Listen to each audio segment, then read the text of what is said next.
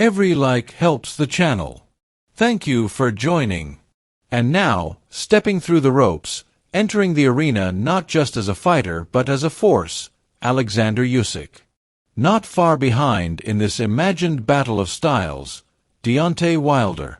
Two men separated by everything but purpose. They never faced each other in the ring, but fans, fighters, and analysts have long asked the question, what if? Not every fight has to happen for its legend to grow. Some live and breathe in the realm of what could have been. Usyk and Wilder fit that mold perfectly. One is a boxing surgeon, the other a walking thunderclap. One carves victory with precision, the other demolishes with rage. One outthinks, the other overwhelms. Usyk and Wilder. Two roads, one destination, glory. Their contrast isn't superficial. It's elemental. Usyk is an intellect. Wilder is instinct. Usyk is a master of footwork and finesse. Wilder, of violence and volatility.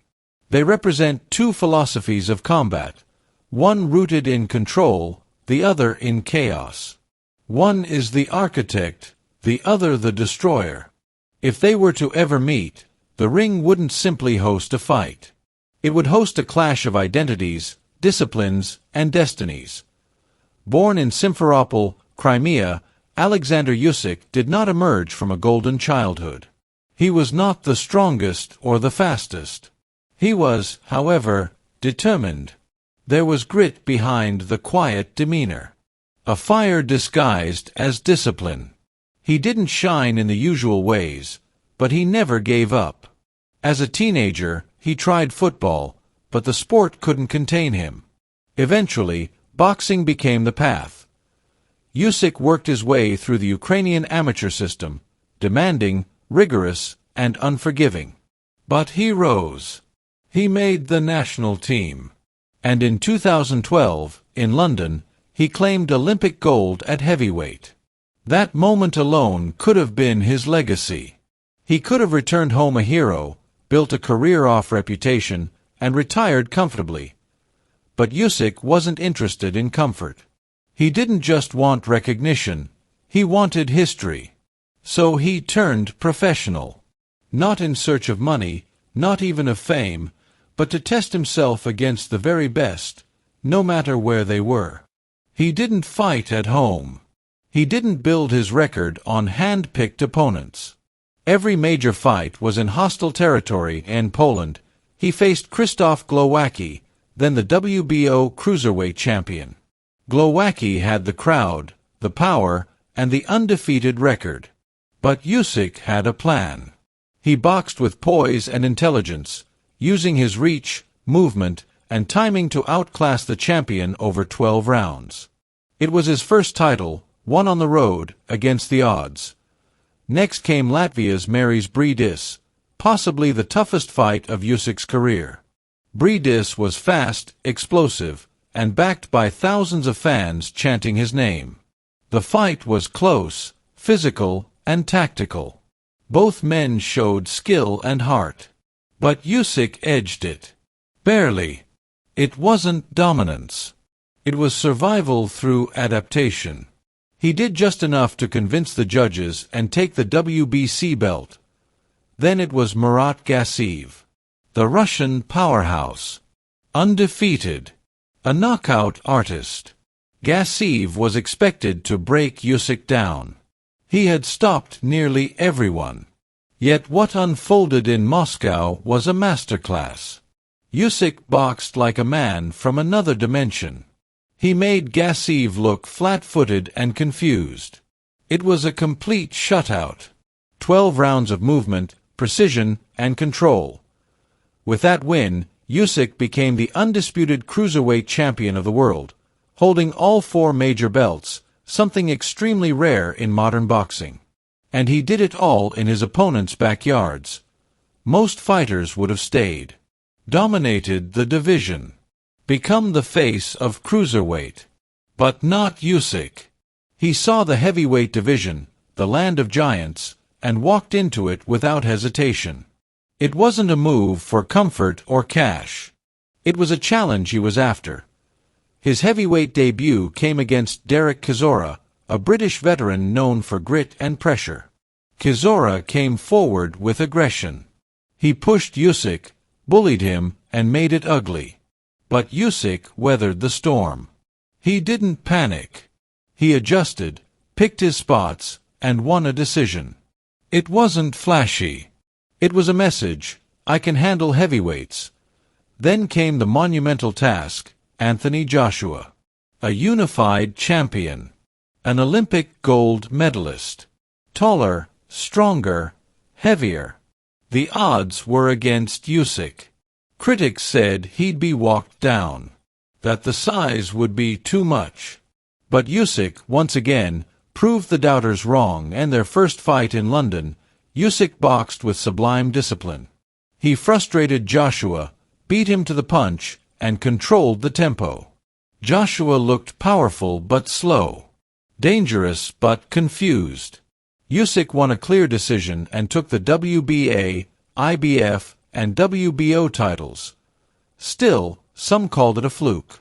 So they fought again. This time in Saudi Arabia. Joshua fought better, harder, smarter. But Usyk found another level. In round 9, when it seemed like Joshua was taking over, Usyk responded with a dominant 10th. He took the final rounds with heart and ring IQ, closing out a second victory. Twice he beat a bigger man. Twice he proved that technique, timing, and tactics could overcome power and presence. Now we flip the script. From calm to chaos. From control to carnage. Deontay Wilder began boxing at 20 years old. That's almost career suicide in boxing terms. Most champions begin before they can tie their shoes. But Wilder wasn't driven by dreams of belts. He needed money. His daughter had been diagnosed with spina bifida, and he needed to provide. Fast, he didn't have years to build fundamentals. But what he did have was a right hand that defied physics. It wasn't just powerful. It was fight-ending. From the beginning, Wilder's fights were short and brutal. He tore through opponents. Many never saw the punch coming. Audley Harrison? Out cold in 1 round. David Long? Destroyed. Sairai Liakovic? Dropped violently, his body shaking involuntarily. It was disturbing. Wilder didn't just win. He erased people. Arthur Szpilka? One of the worst knockouts in recent memory. Szpilka, charging forward, walked straight into a missile.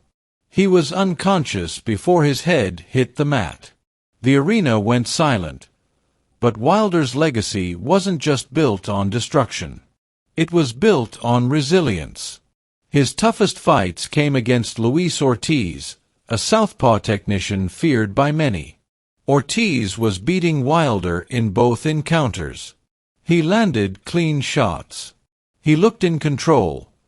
But Wilder's power is patient. In both fights, he found his moment.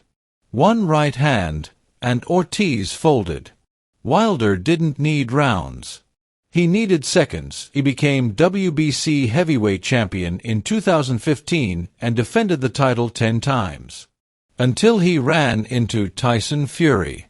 Their first fight ended in a draw, with Fury surviving a monstrous knockdown in round 12.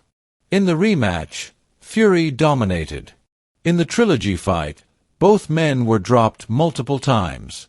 But Fury had more tools. Wilder had heart, but it wasn't enough. Yet even in defeat, Wilder proved something deeper.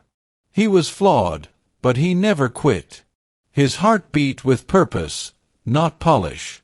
And that kept him in the fight longer than logic said he should have been. Now, imagine the switch. Picture Usyk in Wilder's shoes. Facing Szpilka, Stiverne, Liakovic, and Ortiz. Could he win? Most likely, yes. He wouldn't slug. He'd dissect. He'd move, counter, and make them miss. Even Ortiz, with all his skill, could be unraveled by Usyk's movement and ring generalship. But what about Wilder in Usyk's shoes? Facing Briedis, Gassiv, Chisora, and Joshua. Could he win? Maybe. But not without struggle. Briedis would box smart. Gassiv could drag him into a war. Chisora would brawl. Joshua would jab and move. Wilder would need to find the shot. He'd have moments. But would it be enough? Usyk doesn't give many openings. He's hard to hit clean. He fights like he's solving equations while ducking punches. He adapts. He frustrates. But one lapse, just one, and Wilder could end everything. That's the magic of this matchup. It's not a rivalry born of trash talk. It's a collision of ideas. Usyk is logic. A thinker in gloves. Wilder is fury. A punch made flesh. Usyk wins with systems. Layers of preparation. He sets traps and reads opponents like books.